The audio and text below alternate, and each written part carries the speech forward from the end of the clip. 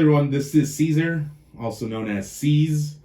Quite frankly, I don't know what I'm doing right now. I just said, let's go ahead and do a podcast / interview. Let's have fun with it. And then I was like, who can I have on as my first guest? I was thinking. And I was like, Chuco Bumm. Chuco Bumm, practically lives here at the Borderplex, which we're at, the headquarters of PWL, also known as, the Delgado Legacy Borderplex. So yeah, my first guest, official guest, is Chuco Bumm. Chuco, how are you? Hey, I'm doing great. Thank you for having me. And I wasn't your first option. I saw you looking around the room, and you're like, I guess. Because you're always around, and I was like, yeah, I'm just again, you're my guinea pig right now, so let's have fun with it. Let's go. Just right off the bat, everything's I could talk about anything, right? Anything. All right. Cool. My man's about to ask about my love life and everything. It's like, oh shit. What gay bars do you hang out in? Toolbox is always a good man. Okay. I'm more of a briar patch person. I don't. Right next door. I'm not too fond of the toolbox, but it is what it is. First off, you're a pro wrestler. How long have you been wrestling? When did you start training? All that good stuff. Let's get the boring stuff out of the way. All right. So I want to say, I started wrestling about September of 2021. And made my debut May 2022. So been a wrestler for about a little bit over 2.5 years now. So it's been great. All right. Not a lot of people know, but Chuco Bumm was our first trainee at our PWL Academy that we have here in El Paso, Texas. He signed up the first day. We didn't know what the hell we were doing. That was great too, because I remember I kept hitting up the previous named Zen, and then it was way too costly, and I'm like, oh no, and then sure enough, maybe a week after I'd asked how much it was, I saw new management. I'm like, so was the cost still the same? No, we dropped that rate. That's crazy. Come on through. We're a bunch of cheap whores out here. Come on, please, anybody. We'll pay you to come train. It was a fun experience. So the first time I stepped in, I saw everyone kind of doing their thing. I was like, oh, damn, that's crazy. The most impressionable thing was seeing Nori just I don't know if he took pre-workout or something before, but the mattress was on the outside, not even in the ring, and he's just taking bumps on it. I'm like, that man's crazy. Nori as in Norinco, right? Yes, cool. Norinco, yeah. Sorry. Yeah, no, that's all good. Just trying to inform. Yeah, inform you. Yeah, Norinco, professional wrestler, lucha libre expert. All right, Chuco Bumm. So how did you get into wrestling? It had to be as when you were a kid, I assume. Yeah, it was so I was a very big video game head, so I would go over to my friends. They had No Mercy, obviously, and that was always a blast, so that kind of brought me in. My cousin had, he would get Game Informer every month. That magazine? Yeah. Okay.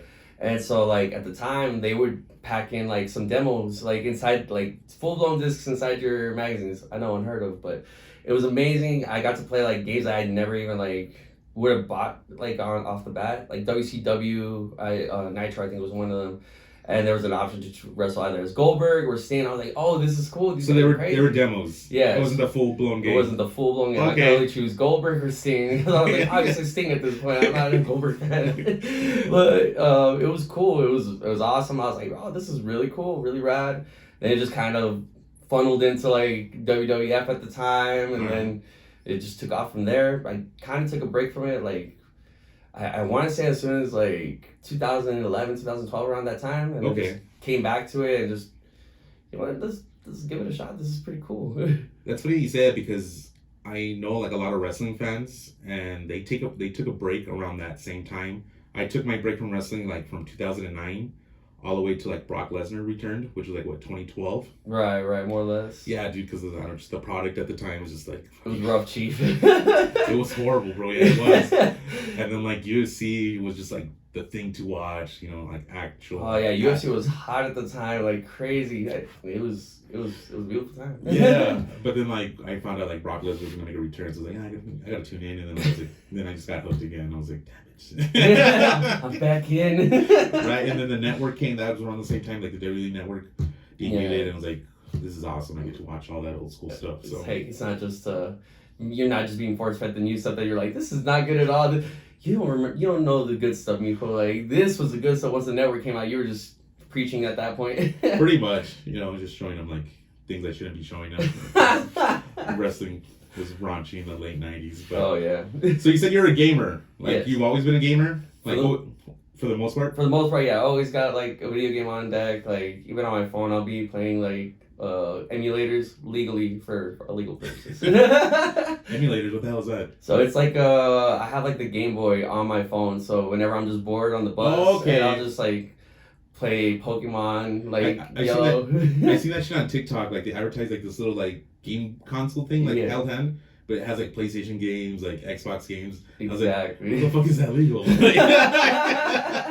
for $50? I was like, and you get like 100 games. Yeah, it's beautiful. Like I was taught how to do that myself on my phone. I'm like, I'm not gonna pay for anything. Let's be real. Like this bum gimmick is real as it gets. I'm not trying to pay anything. So I'm definitely on top of that, and like I'll play like on the bus just to kill time, free time, just.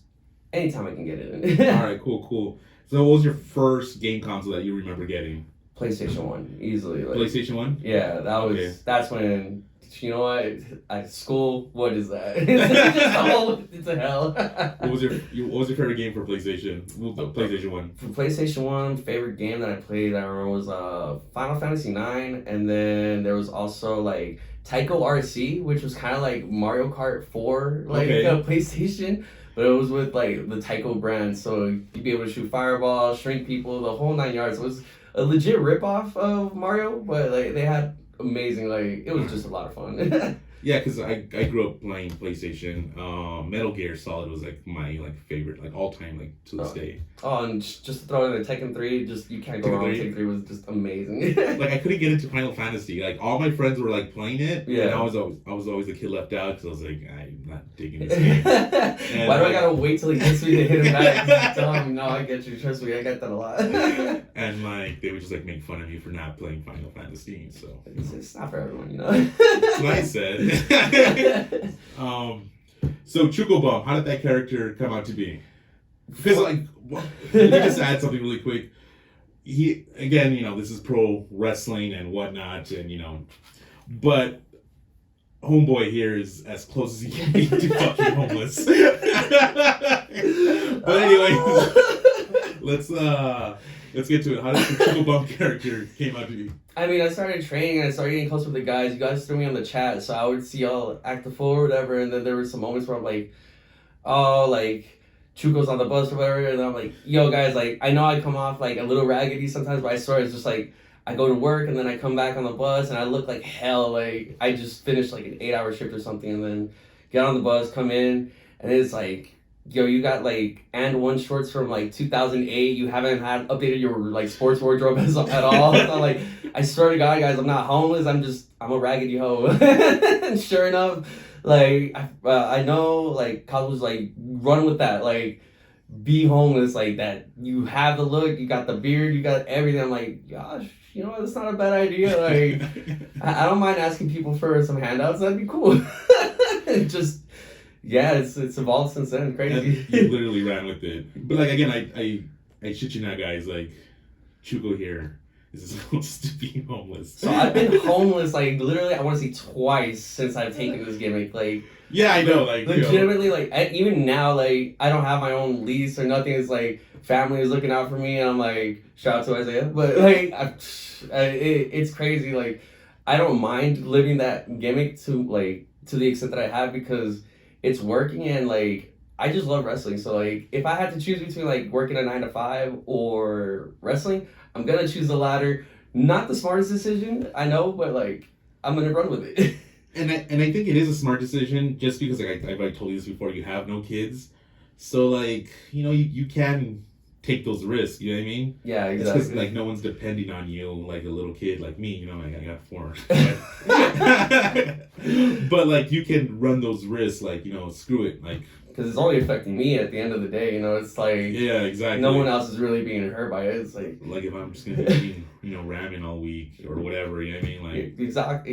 It's like and that's the way it is. Like I'm just eating straight ramen half the time or like the same breakfast at least 5 times a day. It's like toast. eggs, and if I want to get crazy, throw a little bit of jelly on the side, and that's it. It's like nothing else, nothing less.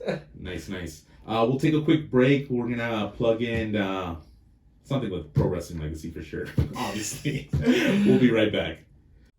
To run, one must first crawl. To rise, one must first fall. Every great talent must first answer the call. Will you answer? Take advantage of the opportunity of a lifetime to train with some of El Paso's greatest talents at Pro Wrestling Legacy Academy. Cardio, strength, promo classes. All the tools to be a ring general will be at your disposal. Spots are limited, so act fast. Be legendary. Begin your legacy. Pro Wrestling Legacy. And we're back. I don't know what played because I haven't edited this yet, so I'm pretty sure it was something cool. So, Chuco, I noticed of late you've been traveling to the Northwest a lot. How is that going for you? That's been going a lot better than I expected, honestly. I was just cold messaging a bunch of promotions out there because I've been to Portland before as a tourist, but then as I was like, you know, I could probably get in there wrestling wise, see what I can do, and be more. I could be the authentic like lucha act out there, you know, straight from the border. Yeah. But and it's gone amazing. I mean, I wrestled for Anarcho Pro Wrestling. They barely started up, I want to say like a year ago. Okay. And they were the only promotion that messaged me back. I didn't even get left on scene by some of the other promotions out there. So it was crazy that this person, he's like, you know what? I can't cover for your pay or for your travel, but if you get out here, you have a spot. And I'm like, bet. All I want is an opportunity to show what I got, and then we'll go from there, and the rest is history from there. I mean, I was out there for like a whole month earlier this year, in January. So there were times where I just like, I went out there and I didn't have a flight back, mind you. Like, I legitimately saved up plasma donation money for like 2 weeks, I want to say. Okay. And then I finally like, okay, I have an official day back. I'm not stuck out here anymore. But it was crazy. Like, but that's kind of like the commitment I've chose to put like forward into 2024. It's like, look, you stop searching for jobs. Stop like stressing so much. Just go and do it. Just do it. Exactly. Just live the dream. Like, you hear the stories from all these great legends. Like, oh, when I first started, I had to like eat shit for like the first like 4 or 5 years, and I'm like, oh well, I'm just doing the right, like I'm going through the steps that my predecessors have done, you know. So I'm like, I gotta do it. Like this, I can't be a princess about it. Yeah, like, and I give you like major props on that because I know you were in the Portland area for like what, good 2 months, earlier this year, month and a half, yeah, around there. And I feel we have a lot of young guys at our academy here at PWL, and they don't have responsibilities. Like, it's only, I'm not gonna say any names. There's maybe like 2 or 3 of them that are sacrificing a little as they're just risking it. Right. But in reality, it's only 2. It's you and somebody else. But the rest, they're all young kids, and they're like, I look at them like, you have no responsibilities. Go out, have fun. Like, yes, you're not gonna make thousands of dollars and you're gonna come back losing money, but that experience that you gained is gonna be awesome. You know what I mean? Like, they're gonna, even if they don't make it, this is my opinion, even if they don't make it, they'll be 45, 50 years old. They'll be like, you know what, like, I remember I was like 21 years old. I went to so-and-so city and, you know, I had a great ass time, you know what I mean? And it's not even just that. I mean, like, you have the experience, like you said, where you have like memories that you've made that you'll never forget, 1,000% sure. But if you love wrestling, like, you gotta understand, wrestling ain't gonna give anything back to you. You're gonna be eating a lot of mierda like the whole time.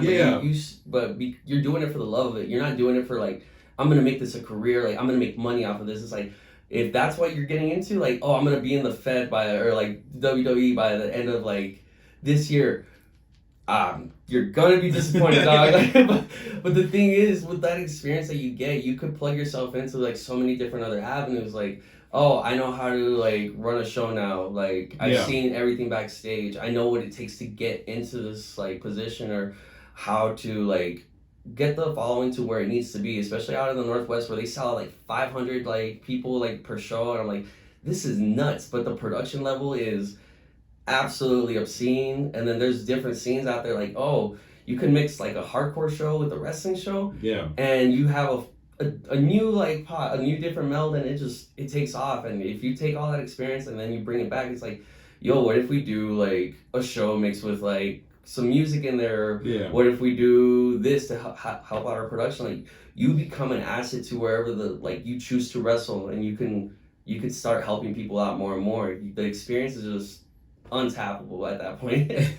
Like, I know, for instance, like you traveling out there to the Northwest, like you'll message me and I'll message you, and you're like, I have like a 12-hour layover, and I'm sleeping on the floor at the. And I know, like, it's a shitty experience, but you wouldn't take it back just because it's part of the experience. You know what I mean? Yeah, no, exactly. I mean, sleeping on airport floors, like, as uncomfortable as it may sound, but I mean, you're living the dream. You're able to travel. Like, someone willingly paid you for your service. Like, hey, I want to see you wrestle. You have something here. Like, the fans respond to you well enough to the point where I'm willing to invest in you to come out here. And end of the day, that's all you want. You know, it's like, I just want people to vibe with me. And then at that point, I mean, the rest is just cake. I mean, sleeping on the floor for like 8 hours, that's nothing. It's like, I'll be fine. Just let me go ahead and make magic happen. Make people enjoy themselves, forget things for a minute, you know? Yeah, and you are entertaining as a wrestler. But going back to the, just taking a risk and taking chances, I think what it is also, where we're from, here in El Paso, for some reason, we grow up in this city that we're kind of sheltered in, and we just don't want to leave for some reason. We get too comfortable. Not just that, I also feel like we're bred to believe, like, the only way you can be successful, like, from a very ripe age is you work your 9 to 5 or you get to college, like, and that's anywhere, right? But this is the only way, like, you can actually be considered successful here. Like, you start a family, you own a house, and you know what? You can't be judged as a man if you did that. It's like, I totally agree on that.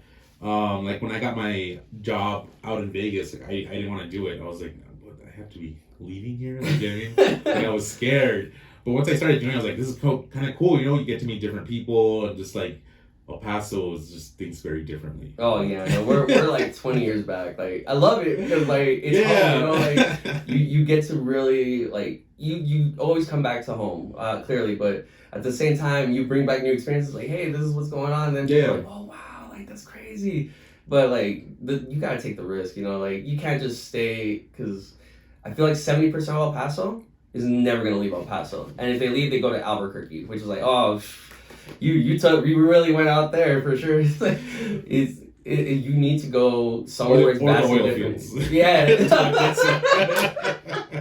Like, one or the other. Yeah, I remember there was like something that I kind of like I tell myself a lot of is like, you have to make yourself feel uncomfortable sometimes, like, or all the times, just so you grow. Because if you could just keep doing the same thing over and over again, it's like you're not gonna get any different results. It's just kind of, okay, well, different day, same shit, verbatim, exactly like that. So I'm like, no, like, I want to experience new things. I want to like have like 1,000 different stories from different places versus like, well, I went to this part of El Paso and this happened with like your Theo this, and I'm like, no, like I want to be able to say like, oh, I got to chat it up with this guy.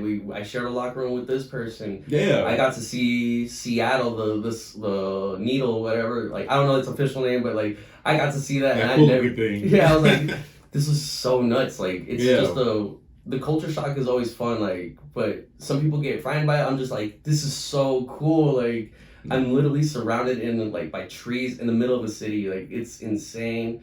And being in like the desert, you're just kind of like, oh well. There's really nothing to do outside. Pretty much. Luckily, we have the Franklin Mountains. Right. Yeah, other than that, yeah. I was going to tell you, speaking of traveling, I know it's not official and things, change, but one of our head trainers here that you love dearly, which is Crazy Star, a.k.a. Profe.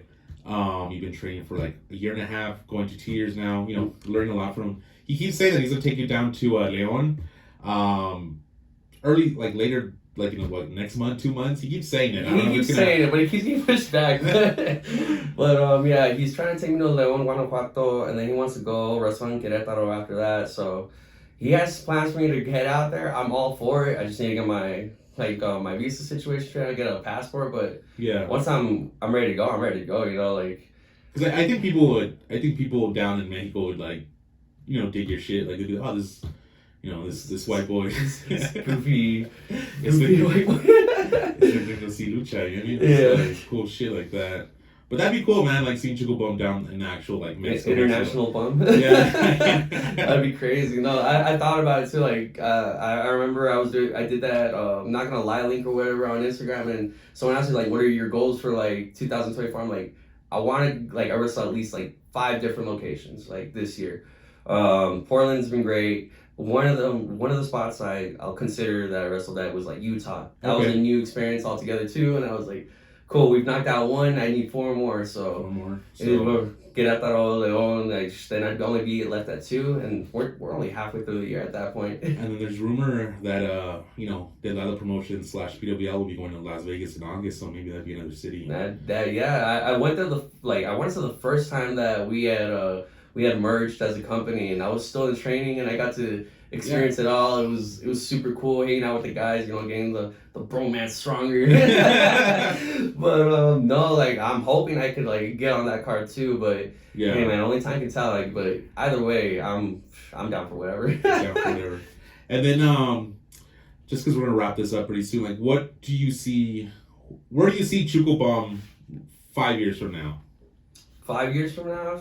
Because quite frankly, I think you've done a lot within under 2 years of actually wrestling. You know what I mean? Right. You're really gonna hit your second year, right? No, I'm actually gonna hit year 3 in September. So we're at 2.5 years. I want to say like. But as in like wrestling, like like debut and everything. Oh shoot! I think you barely hit your second. I'm barely about to hit year 2. Like So it was May 2022 was like the debut date. And then like that was just like, oh, quick little, we're gonna throw you a bone and you can wrestle. But then I didn't wrestle again for like another, I want to say 3 months after that. So like what, after your showcase? Yeah, after the showcase it was No. it was collateral damage with Landon, I believe, or like. So we booked you for that showcase. You and Thrash. Right. You wrestled Gmo. Right. And then we didn't book you till like another 2 months? Yeah, I want to say that like it was like. That is It like I don't recall that.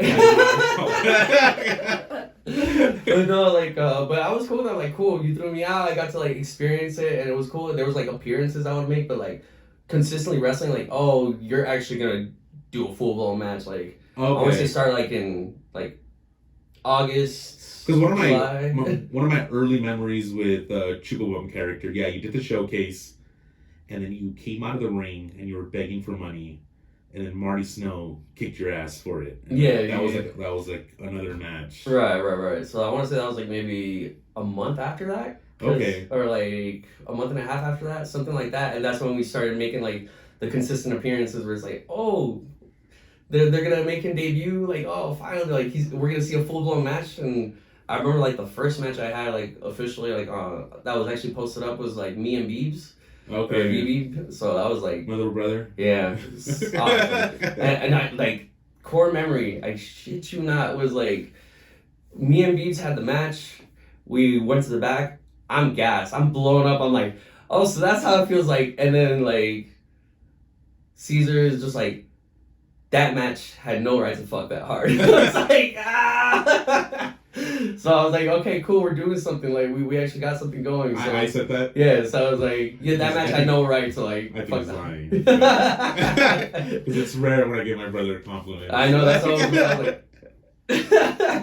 But cool. Chuco, I want to thank you for joining me in my experiment here. Let's see, Let's see what it leads to. Let's see if this even comes out.